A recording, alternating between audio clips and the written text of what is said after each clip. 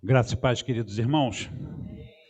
É um prazer muito grande para mim estar aqui com vocês neste culto que celebramos ao nosso Deus. Também agradeço aos nossos amados que estão nos acompanhando pela internet. Louvamos a Deus pelas suas vidas e esperamos em Deus que este culto possa falar profundamente ao seu coração. Amém? Irmãos, vamos abrir nossas Bíblias no livro de Êxodo, no capítulo 33, a partir do verso 7. Êxodo, capítulo 33, a partir do verso 7. Amém? Uma passagem bem conhecida, que nós, inclusive, lemos no domingo passado. Diz assim as Sagradas Escrituras: E tomou Moisés a tenda e a estendeu para si, fora do arraial, desviada longe do arraial, e chamou-lhe a tenda da congregação. E aconteceu que todo aquele que buscava o Senhor saía à tenda da congregação, que estava fora do arraial. E acontecia que, saindo Moisés à tenda, todo o povo se levantava, e cada um ficava em pé à porta da sua tenda, e olhava para Moisés pelas costas, e ele entrar na tenda. E sucedia que, entrando Moisés na tenda, descia a coluna de nuvem, e punha-se à porta da tenda, e o Senhor falava com Moisés. E vendo todo o povo a coluna de nuvem que estava à porta da tenda, todo o povo se levantava, cada um à porta da sua tenda, e adorava.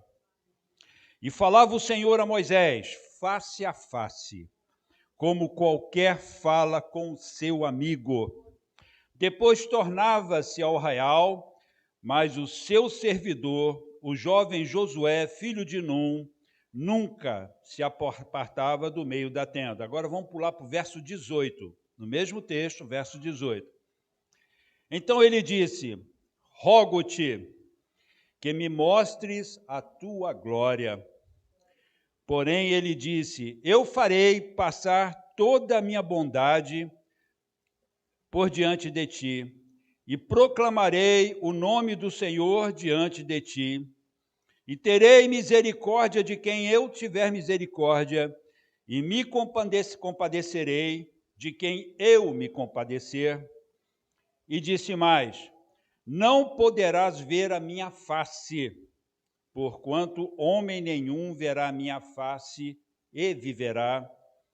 Disse mais o Senhor: Eis aqui um lugar junto a mim, aqui te porás sobre a penha, e acontecerá que, quando a minha glória passar, pôr-te-ei numa fenda da penha, e te cobrirei com a minha mão, até que eu haja passado.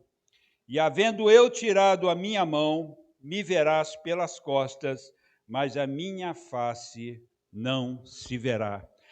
Oremos, irmãos. Querido Pai, Deus, estamos aqui reunidos por uma única razão, ouvir a Tua palavra, ouvir a Tua voz.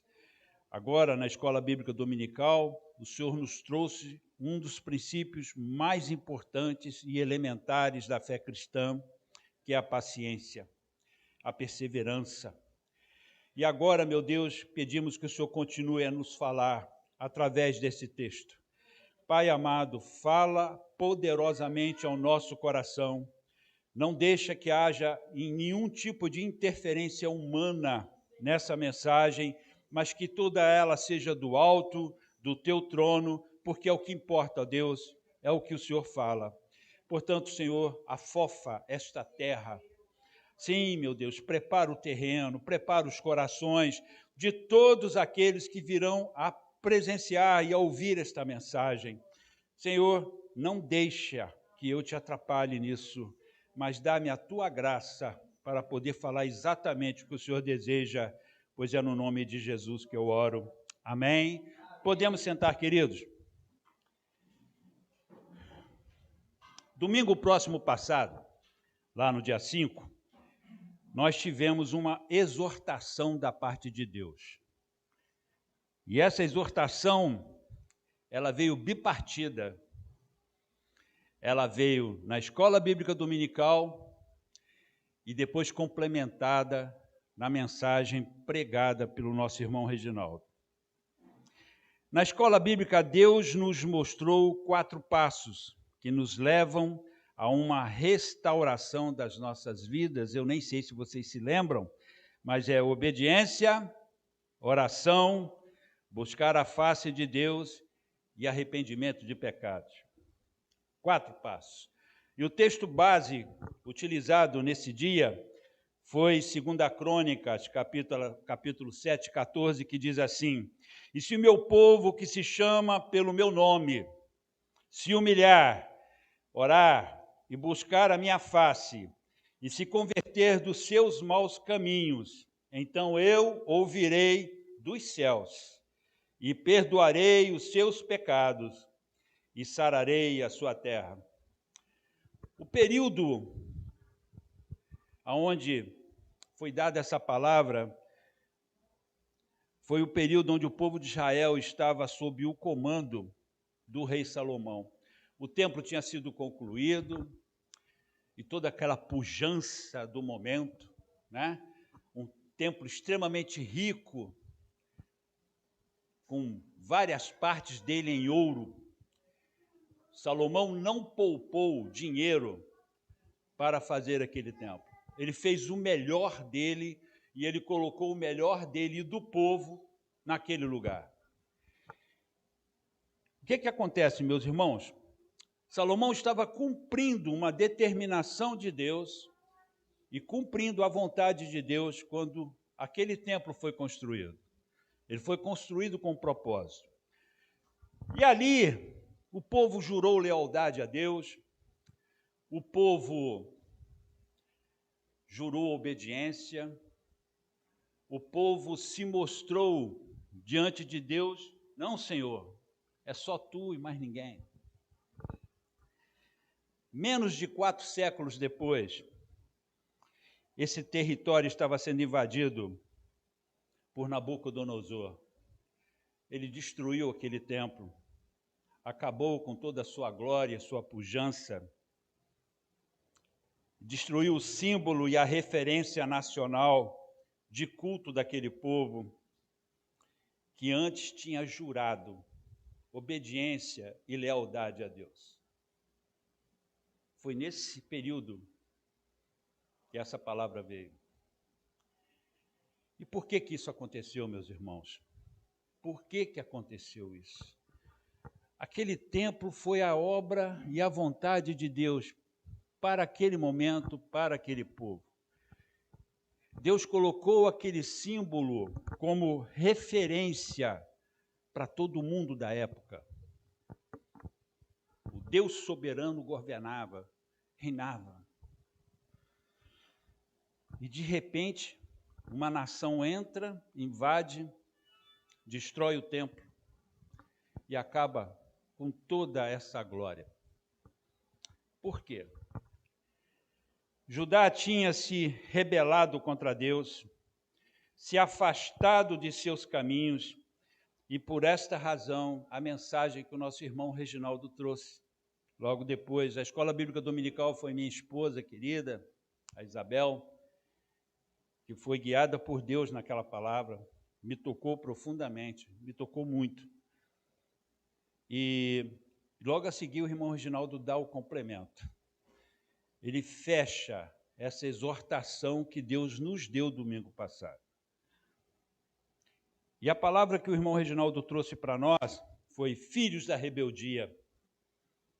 Tudo isso que eu estou falando está no nosso canal do YouTube. Quem não viu, por favor, veja essas 2 mensagens. Sua vida vai ser mudada.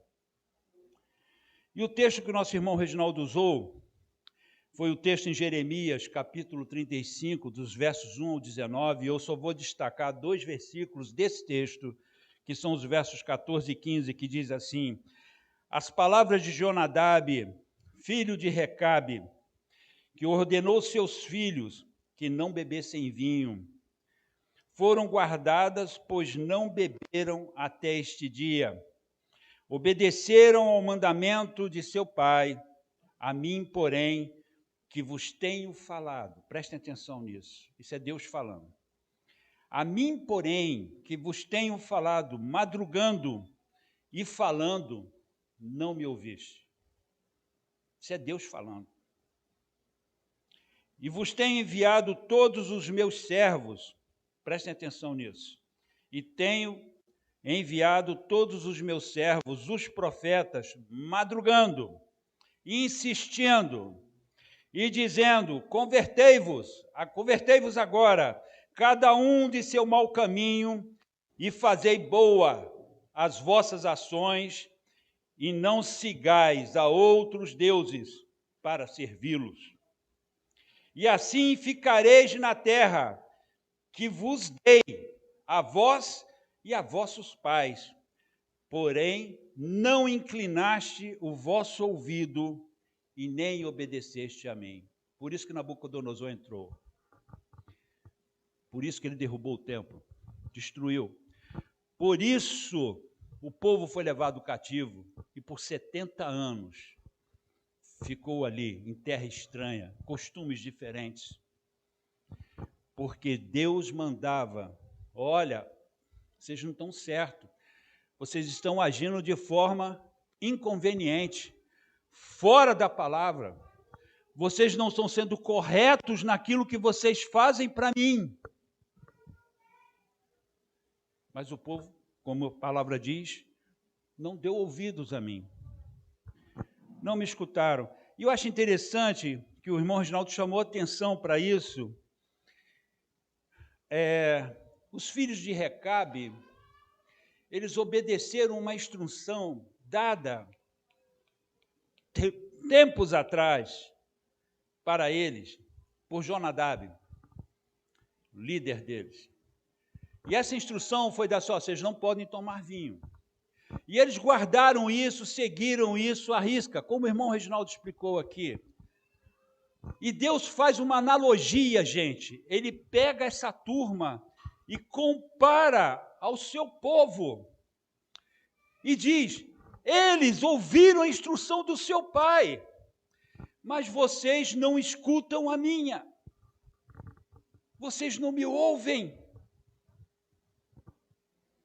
Achei muito interessante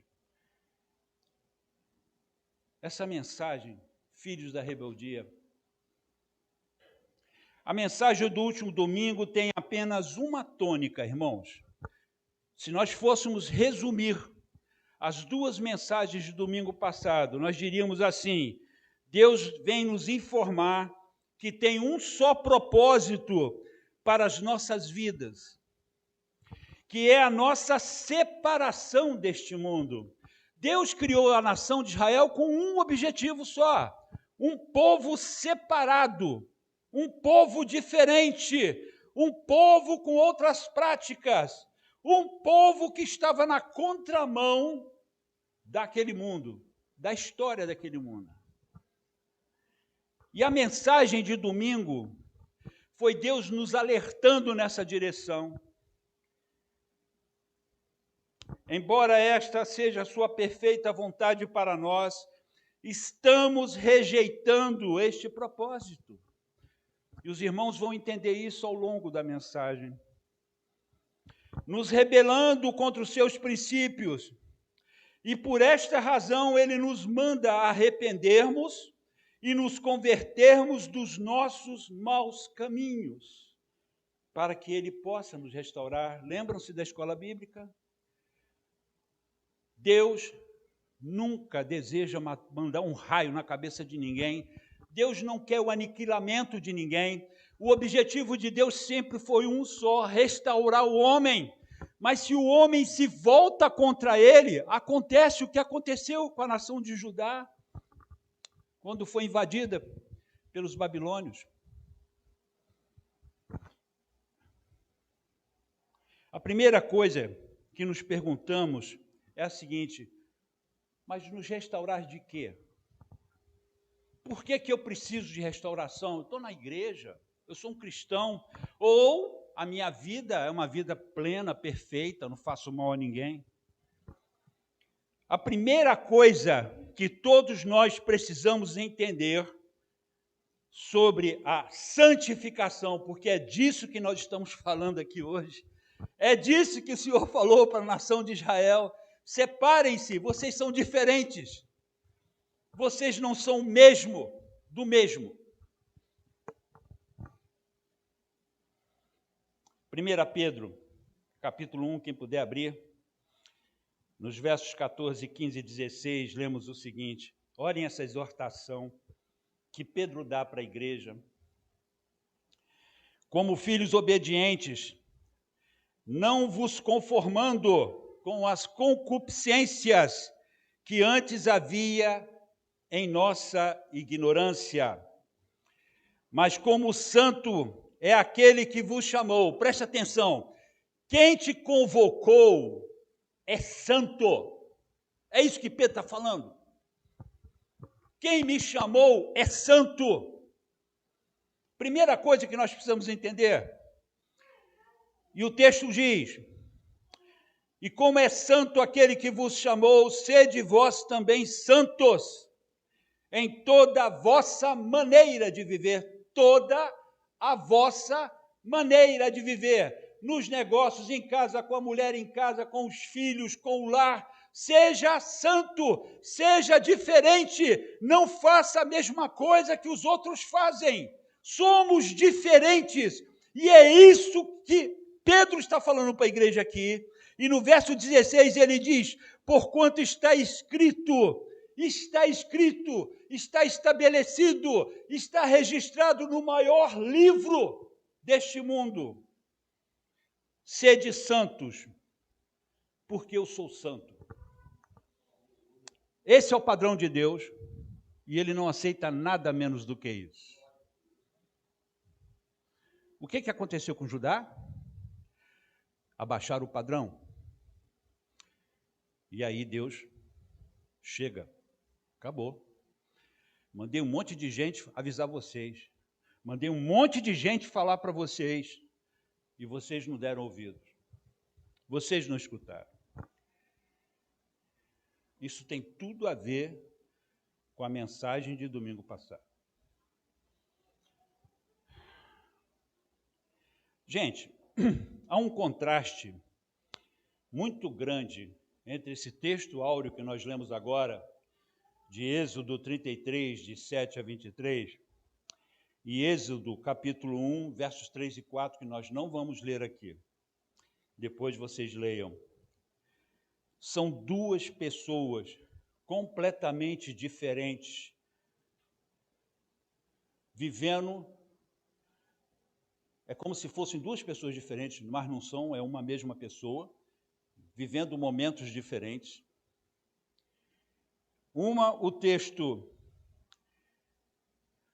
texto, vemos nesse primeiro texto que nós lemos, um Moisés ávido para se separar, porque desejava mais de Deus. No primeiro texto que nós lemos, foi aquilo que eu falei na escola bíblica, mas tive que ser rápido. Deus tocou tanto o coração de Moisés, provocou em Moisés algo que ele nunca imaginava um dia ter, que Moisés quis o seguinte: eu quero ficar sozinho contigo. Eu quero ter mais comunhão contigo. Eu preciso me envolver mais com a sua pessoa. E eis lá, nos versos, a partir do verso 18, que eu falei para os irmãos, pulem para o 18, nós vemos esse Moisés tão ávido, tão desejoso, que ele falou: Deus, eu quero te ver. Eu quero te conhecer, eu quero ver sua forma, eu quero saber como tu és. E Deus diz para ele: rapaz, o que você está me pedindo é impossível na sua atual condição, porque não existe homem nenhum que me veja e continue vivo. Tentem imaginar algo assim, irmãos. Tente imaginar uma figura que você olha para ela e você cai fulminado, porque este corpo, esta nossa forma não nos permite contemplar tamanha beleza, tamanha santidade, tamanha força, tamanho esplendor. Mas Deus faz um negócio, fala, olha só, Moisés, eu vou fazer um negócio contigo, eu vou te colocar aqui nessa pedra, nessa rocha, e vou te botar aqui nessa fenda, e vou te proteger com as minhas mãos. Eu vou passar, você vai me ver, mas vai me ver pelas minhas costas, porque eu não quero que você morra. Imaginar que um dia nós vamos estar contemplando Ele face a face, irmãos. Vai chegar o dia que nós vamos estar diante de Jesus, na sua beleza, na sua glória, no seu poder. A gente não tem a menor noção de como é que é o céu, porque se tivéssemos essa noção, agiríamos como esse camarada agiu. Deus, eu quero te ver. Deus, eu quero te ver. Deus, eu quero te ver. Amados, só que a coisa, quando a gente fala dessa cena tão maravilhosa, e nós lemos os capítulos 3 e 4 de Êxodo, vemos um Moisés completamente diferente desse Moisés, porque lá nos capítulos 3 e 4, e foram 2 capítulos de Deus conversando com Moisés, tentando convencê-lo de alguma coisa. Parem para pensar nisso. Deus estava tentando mostrar para Moisés uma situação e ele não estava alcançando aquilo. 2 capítulos precisaram ser escritos para descrever isso. E aí nós vemos o quê? Um Moisés que contempla uma sarça, um pequeno arbusto ardendo e não se consumindo. E ali ele fala, que coisa interessante, que coisa tremenda, aquele arbusto está queimando, mas ele não se consome. Deixa eu me achegar lá para ver o que é isso. Como é que é esse negócio? Aí ele vê aquela cena e Deus fala com ele, tira a sandália dos teus pés, porque o solo onde você está pisando agora é sagrado. Deus começa já a dar limites para ele.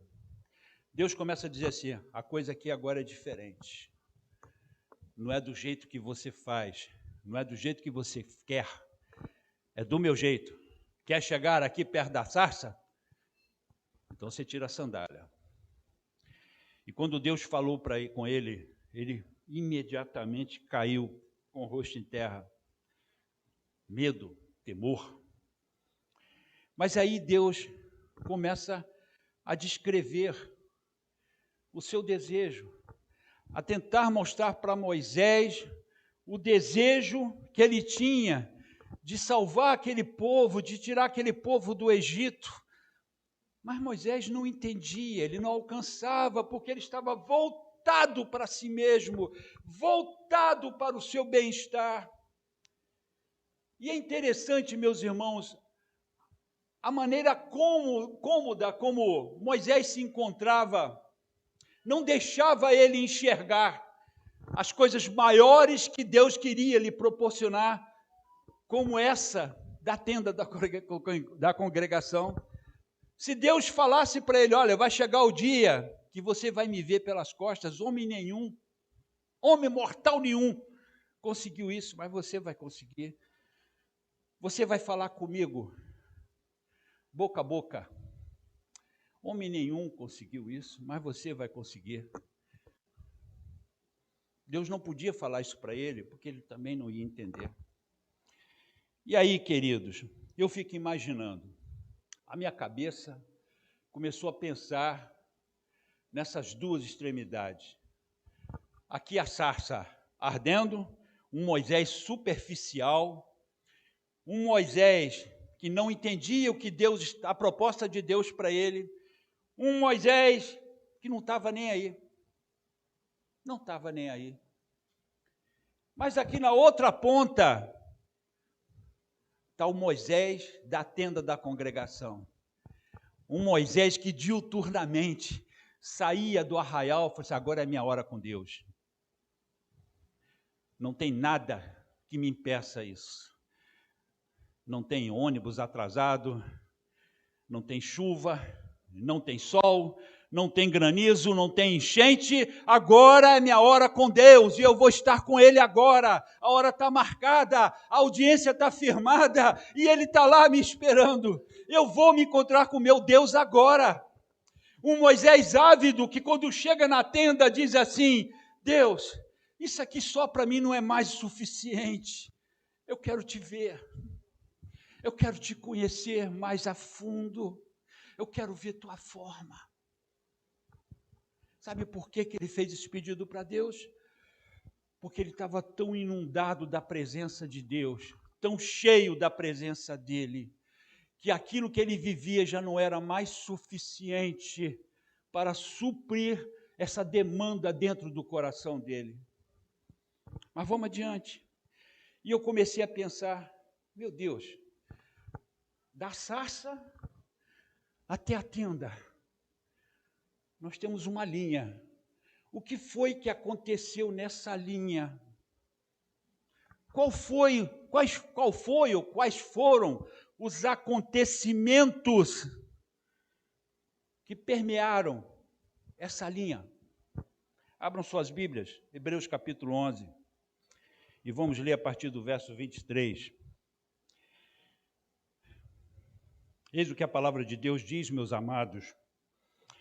Pela fé, Moisés, já nascido, foi escondido 3 meses por seus pais, porque viram que era um menino formoso, e não temeram o mandamento do rei. Pela fé, Moisés, sendo já grande, recusou ser chamado filho da filha de Faraó, escolhendo antes ser maltratado com o povo de Deus do que por um pouco de tempo ter o gozo do pecado. Tendo por maiores riquezas o vitupério de Cristo do que os tesouros do Egito, porque tinha em vista a recompensa. Pela fé, deixou o Egito, não temendo a ira do rei, porque ficou firme, como vendo o invisível. Pela fé, celebrou a Páscoa e a aspersão do sangue, para que o destruidor dos primogênitos lhes não tocasse. Pela fé, passaram o Mar Vermelho, como por terra seca, o que, intentando, os egípcios se afogaram. Vocês querem saber o que aconteceu entre o Moisés da sarça e o Moisés da tenda? Está aqui. Foi isso que aconteceu. Então vamos trabalhar em cima disso, irmãos. Vamos lá. No verso 24, nós lemos que Moisés, recusando a glória do Egito, ele recusou a glória do Egito. Então, pela fé, Moisés, sendo já grande, já adulto, recusou ser chamado filho da filha de Faraó. Olha que coisa interessante. Moisés foi sincero com Deus. E na sua sinceridade, ele chamou a atenção de Deus sobre si. Deus olhou para ele, opa, esse camarada é diferente. Mas vamos mais para frente um pouquinho? Então nós vemos aqui o seguinte, em Êxodo, capítulo 2, verso 15, Moisés foge para Midian, uma terra de um povo que se originou no concubinato de Quetura, com Abraão. Midian em hebraico, irmãos, significa conflito, contenda, litígio. É isso que Midian significa. Me acompanhem nisso que o Senhor Jesus está nos mostrando agora. Moisés vai habitar no meio de um povo que se originou dessa união de Abraão com Quetura. Moisés se estabeleceu ali, constituiu família, ele se casou com uma das filhas, Zípora, né? Uma das filhas de Jetro, sacerdote em Midian. Consolidou o seu negócio, montou uma empresa, trabalhava junto com o sogro. O sogro patrocinou o negócio de Moisés. E ele cresceu e ele prosperou. Me acompanhe, continue me acompanhando desse raciocínio, que é importante que os irmãos entendam isso aqui. Mas Moisés, a despeito de tudo isso, ele tinha família estabilizada, ele tinha um negócio que prosperava, ele vivia uma vida boa, 40 anos, irmãos. Porque quando ele deixa o Egito e foge para Midian, ele tinha 40 anos. E nesse período que Deus o procura, ele já estava com 80. Então, 40 anos ali em Midian, com toda a sua vida já feita, estabilizada. Moisés simplesmente se acomodou nisso. Ele parou no tempo. Tá bom demais desse jeito. Melhorar para quê? Se melhorar, estraga. Tá bom demais assim. Eu não preciso de mais nada. Eu tenho o meu negócio, eu tenho a minha família, eu tenho uma vida hiper sossegada. Não preciso de mais nada. Até que Deus bota uma sarça ardendo no meio do caminho dele. Até que Deus bota uma sarça ardendo no meio do caminho dele. Até que Deus faz ele olhar para essa sarça. A vida de Moisés vira do cabeça para baixo quando ele contempla essa sarça. Quando ele vê, eu estou aqui sossegado, numa vida tranquila, com o meu negócio prosperando, mas está vazio aqui dentro. Eu não consigo sentir nada. Eu tenho tudo e tenho nada ao mesmo tempo. Midian é a terra do conflito. É a terra do confronto.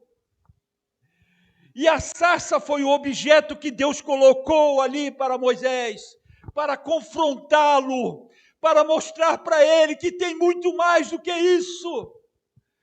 Que tinha muito mais, que Deus tinha muito mais a oferecer a ele.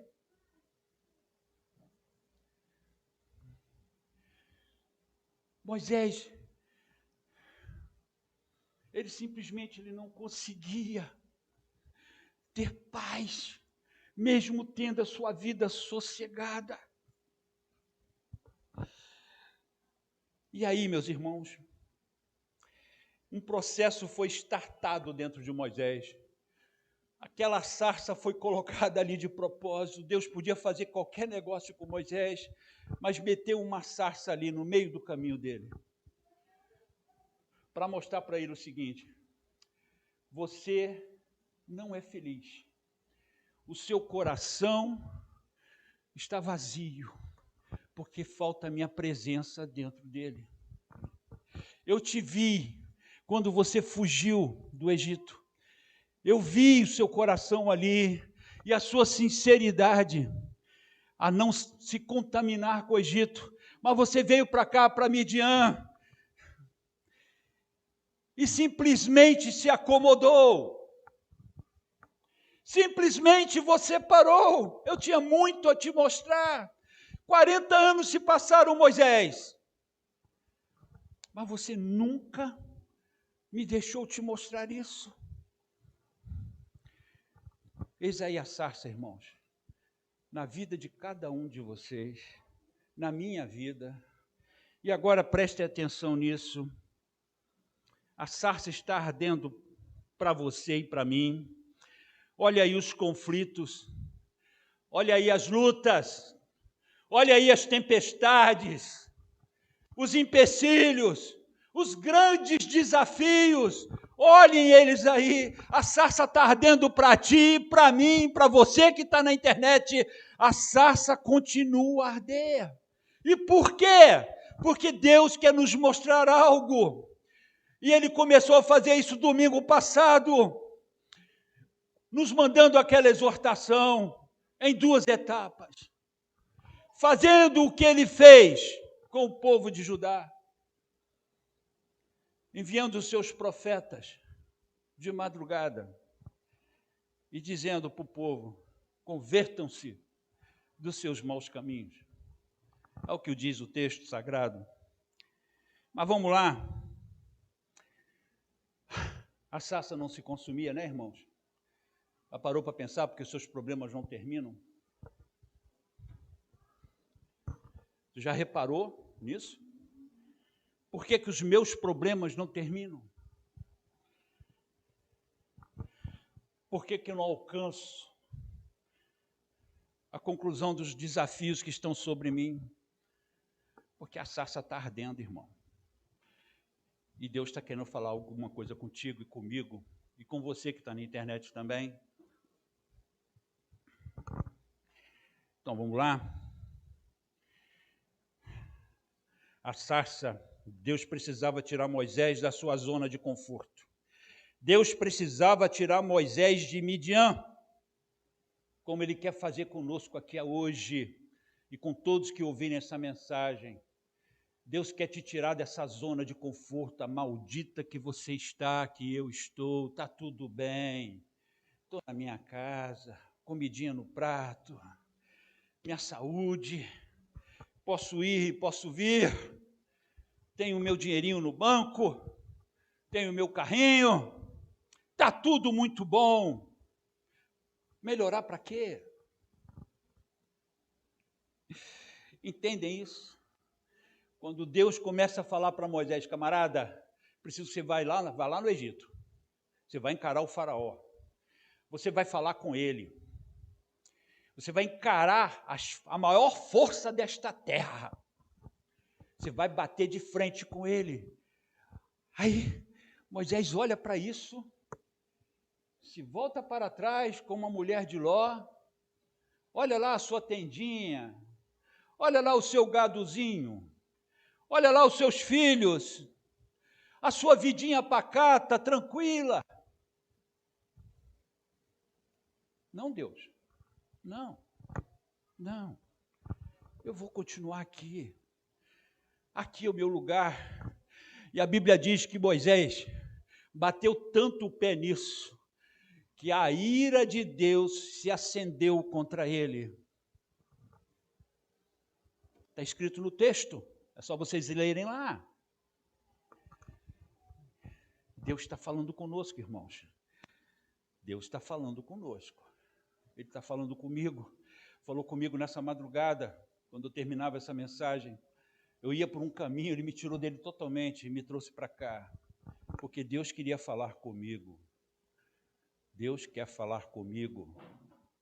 Provavelmente quer falar com vocês também. Mas vamos lá. Nós nos acomodamos na nossa vida cristã, fazemos o nosso feijãozinho com arroz, está tudo muito bom, mudar para quê, não é mesmo? Para que orar? Para que jejuar? Para que me santificar? Santificação dá trabalho, santificação exige de você. Santificação exige renúncia. A sarça ardente é o início dessa mudança, irmãos. Então vamos ver o que aconteceu com Moisés neste processo. Vamos dar uma analisada. Então nós temos aqui em Hebreus 11, a partir do verso 25, porque lá no 24 ele foge, embora tivesse o coração sincero. Nos convertemos, fomos sinceros com Deus. Entramos na vida cristã, e nos acomodamos, fomos para Midian também. Mas olha só o que Deus fez com ele no decorrer desta linha, entre as duas pontas, escolhendo antes ser maltratado com o povo de Deus, do que por um pouco de tempo ter o gozo do pecado. Versículo 25 do capítulo 11. Tendo por maiores riquezas o vitupério de Cristo do que os tesouros do Egito, porque tinha em vista a recompensa. Pela fé deixou o Egito, não temendo a ira do rei, porém ficou firme, como vendo o invisível. 28. Pela fé celebrou a Páscoa e a aspersão do sangue, para que o destruidor dos primogênitos lhes não tocasse. Pela fé passaram o mar vermelho, como por terra seca, o que, intentando os egípcios, se afogaram. A tenda da congregação, queridos, ela pressupõe alguns pontos que estão registrados neste texto que acabamos de ler. Lá no verso 25, diz que Moisés escolheu o martírio e o sofrimento por amor a Cristo. Você quer viver uma vida cristã normal? Uma vida cristã cheia de fé? Uma vida cristã exuberante? Uma vida cristã agradável a Deus? Prepare-se para 2 Timóteo 3,12, irmãos. E também todos os que piamente querem viver em Cristo Jesus padecerão perseguições. Seremos perseguidos quando buscamos a face de Deus. Seremos incompreendidos quando buscamos a face de Deus. Nossa família vai ser o nosso primeiro algoz. O amigo do peito lá da rua vai ser o primeiro a se voltar contra você. Teu papo não é mais interessante, porque você escolheu o vitupério de Cristo, como Moisés escolheu. Você quer a tenda da congregação, irmãos? Moisés escolheu o sofrimento.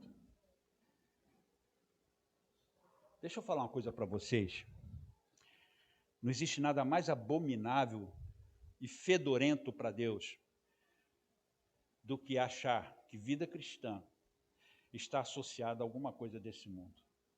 Que a prosperidade desse mundo, necessariamente, ela vai ocorrer na sua vida quando você está firme com Deus.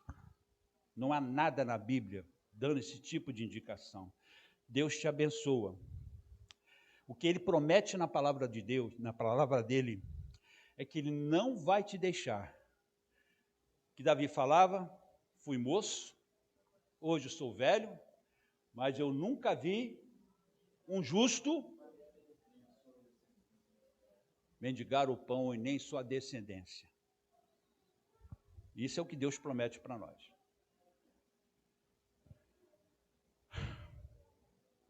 Você quer a tenda, irmão? Eu quero a tenda. Primeiro ponto, versículo 25 de Hebreus capítulo 11. Então você escolha o vitupério de Cristo, como Moisés escolheu. Ah, Cleiton, e se eu não quiser? Sua vida cristã vai ser lá em Midian. Só isso que vai acontecer contigo. Tu vai ter a sarça na tua frente até Jesus voltar. E depois você se vira com ele. Qual é o segundo ponto? Escolher o céu como sua recompensa. Está lá no verso 26. Moisés escolheu Deus. Ele tinha tudo, mas nesse caminho que ele percorreu, ele começou a perceber uma coisa. Os amigos falham, o dinheiro acaba, a glória termina e você fica velho. E faz igual Davi.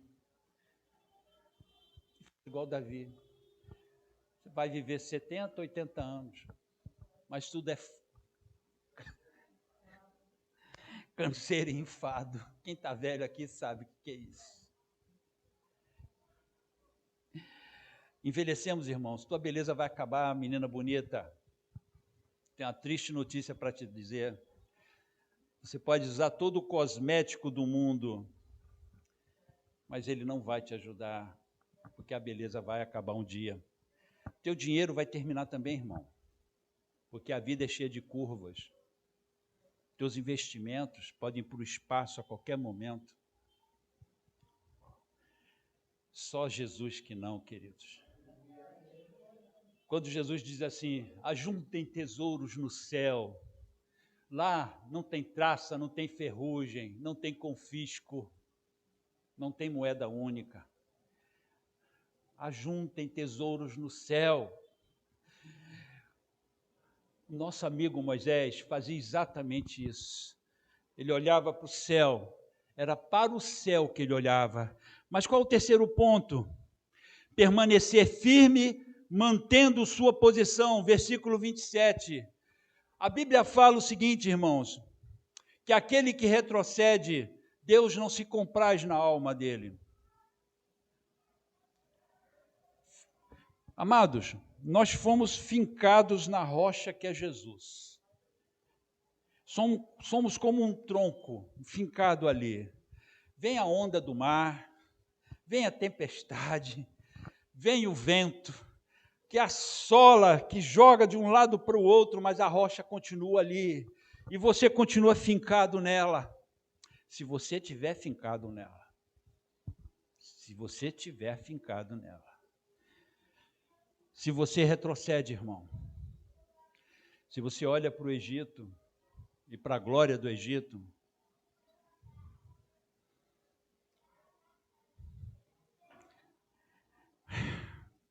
ponto 4. Celebrar a salvação como o mais precioso dom de Deus.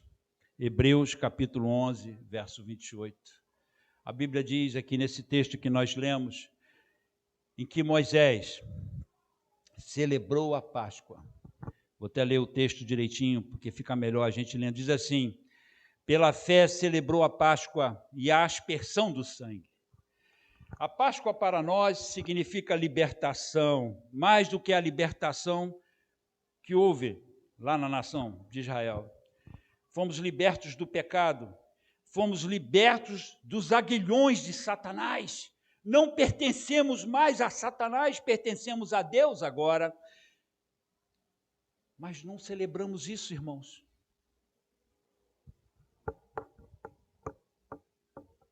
Não celebramos isso. O texto diz que Moisés celebrava isso. Moisés, ele explodia de alegria com isso.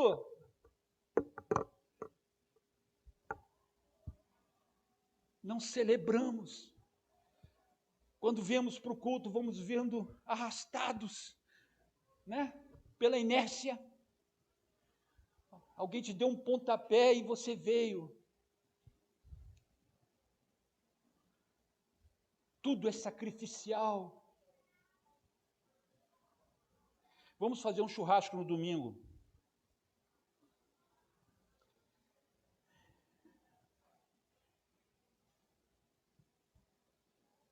Não vai ser difícil a gente ir para lá.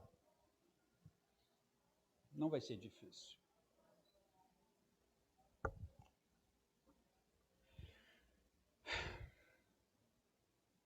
Olha, irmãos, está muito duro para eu falar isso tudo aqui, tá?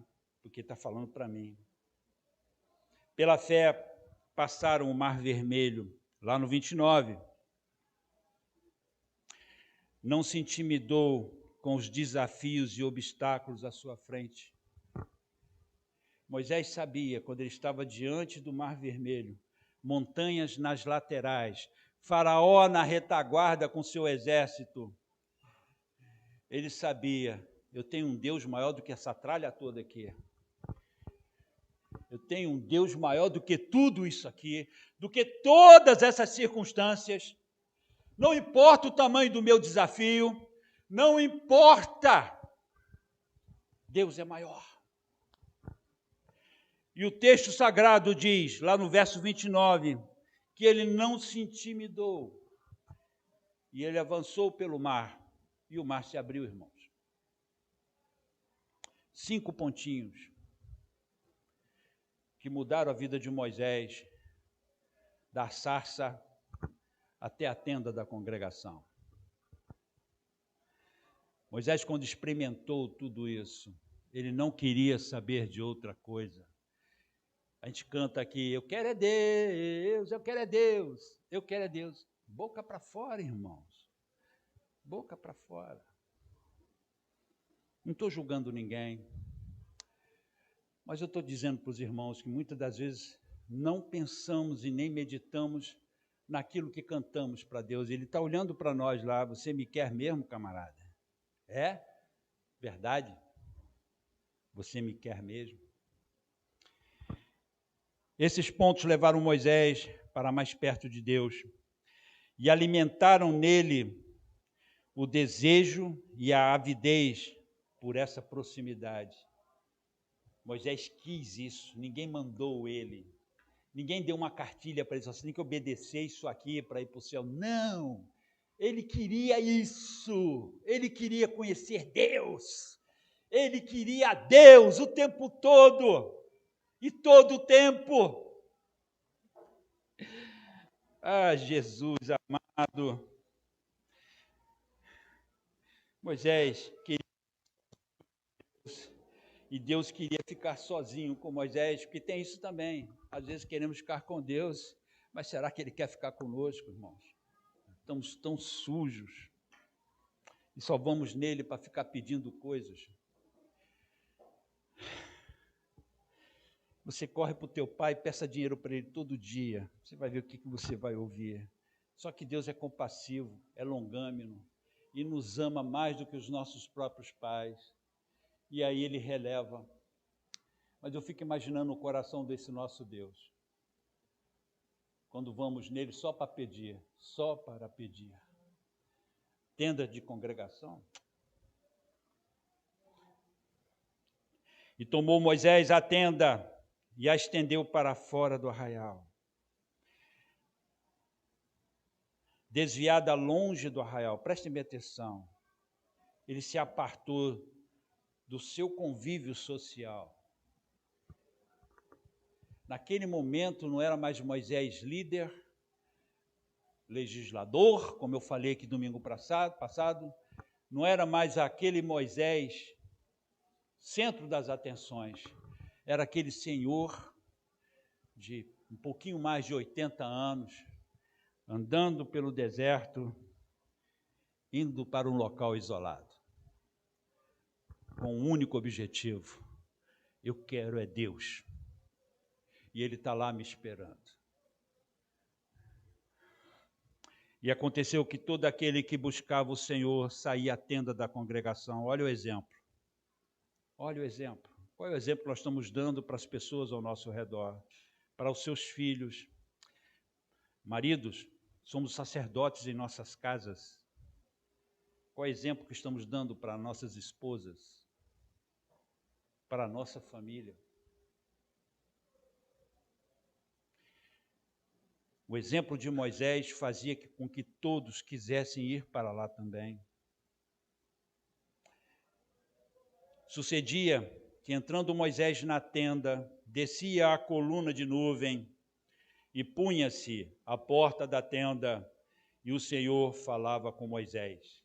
E o Senhor falava com Moisés. Deus fechava a porta para conversar sozinho, no particular, com Moisés. Nossas orações são tão concorridas, né, irmãos? Ou é na hora do almoço que eu tenho que comer correndo. De noite eu chego cansado, não dá para orar. De manhã, acordei atrasado para o trabalho. E assim a vida vai passando. E a nossa tenda da congregação está toda esburacada, está largada, caída no chão.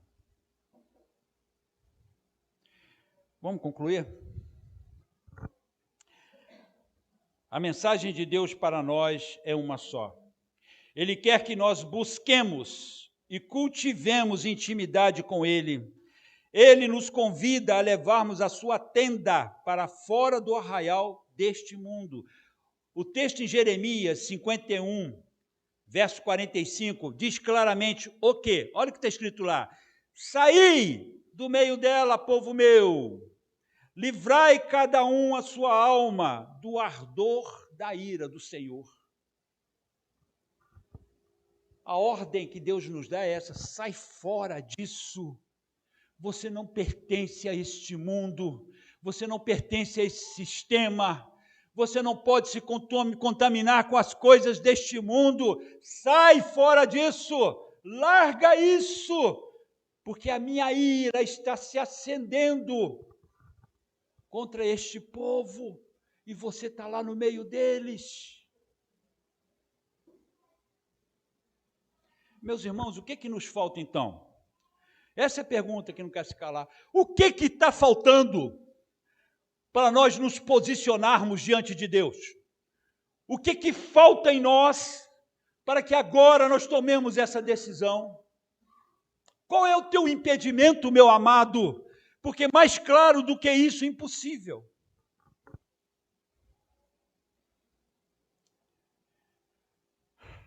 A Bíblia nos diz o seguinte, lá em Eclesiastes, capítulo 7, a parte A apenas do versículo 8, diz assim: melhor é o fim das coisas do que o princípio delas. O irmão Reginaldo falou isso aqui domingo passado, eu guardei isso.